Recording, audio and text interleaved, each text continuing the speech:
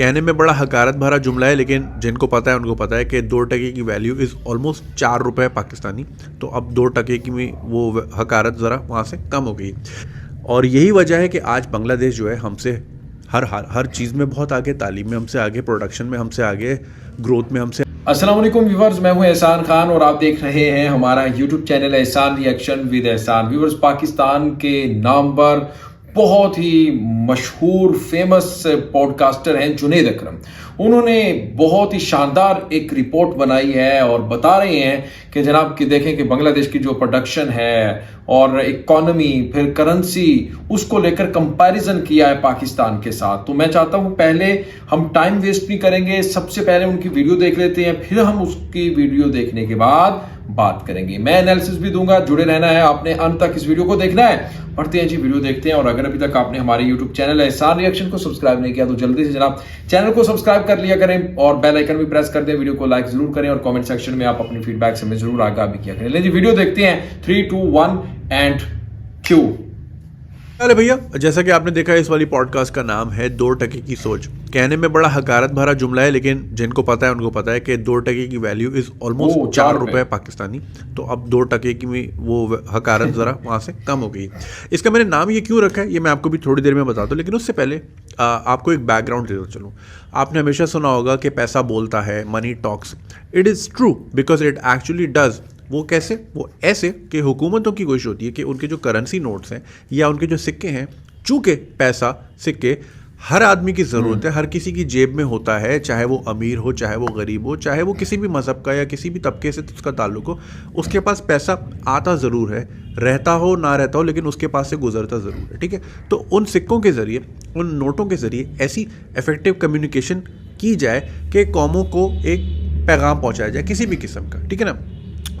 उसमें कुछ कौमें क्या करती हैं कि उनके नोटों में हिस्टोरिकल फिगर्स होते हैं या जो कि उनके एक ग्लोरियस पास्ट के बारे में बताते हैं, और कुछ कौमों के नोटों में या सिक्कों में आने वाले फ्यूचर का या उनकी तरक्की की गई, जो अभी तक कर ली है तरक्की, वो उसमें मेंशन होती है। यूएई की आपको मिसाल देता हूँ क्योंकि मैं वहाँ रहा हूँ।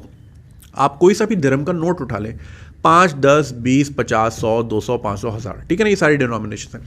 हर नोट में आपको एक तरफ उनका माजी नज़र आएगा और दूसरी तरफ उनका तरक्की याफ्ता शुदा हाल या मुस्तकबिल दिखाई देगा। वो कैसे? वो ऐसे कि ये आप देख रहे हैं 20 दिरहम का नोट, इसकी एक साइड पे ढाव बनी हुई है क्योंकि ये किश्ती में जो है ये मछलियाँ पकड़ते थे या फिर पर्ल डाइविंग करते थे। ये इनका ज़रिया माश था और ज़्यादा पुरानी बात नहीं है, ये तो अभी 1970 में 71 में ही ये यूनाइट हुए सारे एमिरेट्स। ठीक है ना। और आप 20 दिरहम के दूसरी तरफ आएँ तो बड़ा खूबसूरत गोल्फ क्लब की बिल्डिंग बनी हुई है। तो जब एक एवरेज एमराती के हाथ में नोट आता है तो वो देख के बड़ा खुश होता होगा कि यार देखो, कल तक हम ये थे, आज हम यहाँ खड़े।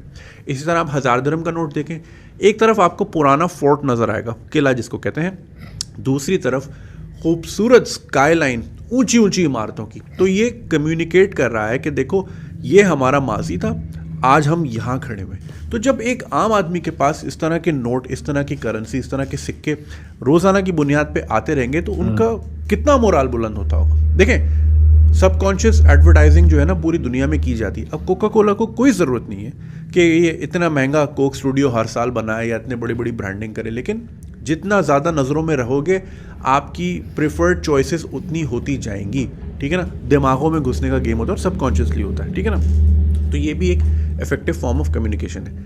यही चीज़ बांग्लादेश ने भी अडॉप्ट की। उन्होंने क्या किया कि 90s में गालिबन उनकी यहाँ पॉलिसी होगी 2 बच्चे खुशहाल घराने, जिस तरह हमारी थी उस तरह वहाँ की भी होगी। तो 1 टके का जो उनका सिक्का था उसमें एक तरफ तो उनकी जो कैश क्रॉप है, वो जो उनका निशान है वो बना हुआ था, दूसरी तरफ एक माँ, एक बाप और 2 बच्चे। अब चूंकि सिक्के देखो करने को वो 1000 के नोट पे भी कर सकते, लेकिन 1000 का नोट हर किसी की जेब में होता है, लेकिन सिक्का गरीब लोगों की जेब में ज़्यादा होता है। ठीक है ना। अमीर तो जान छुड़ा रहे होते हैं क्योंकि वॉलेट में चुभता है या गाड़ी में डैशबोर्ड पे रखा होता है फ़कीरों को देने के लिए, या कोई विंडशील्ड साफ़ करने वाला बच्चा है उसको देने के लिए।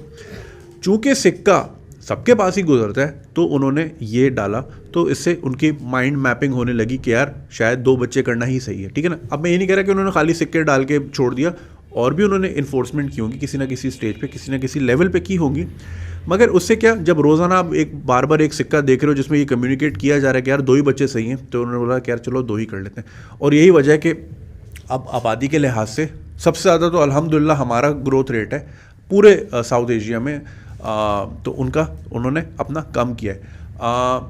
जब बांग्लादेश अलग हुआ था पाकिस्तान से तो उनकी आबादी हमसे 50 लाख ज़्यादा थी।